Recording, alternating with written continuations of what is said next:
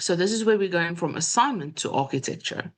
So once your assignment is clear, the next step is to give it structure.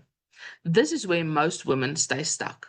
Not because they're not gifted again, but because their calling has nowhere to live.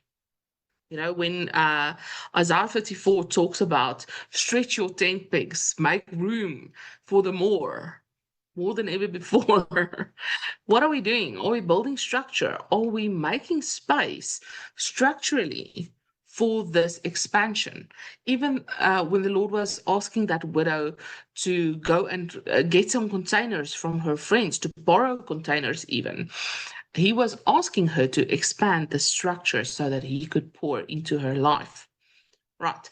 So your assignment needs a home. It needs systems, it needs an operating rhythm that supports you as the CEO of your business and that doesn't drain you. And this is where this architecture comes in. This is your content system, your offer structure, your visibility rhythm, your CEO routines. This is where our calling becomes sustainable.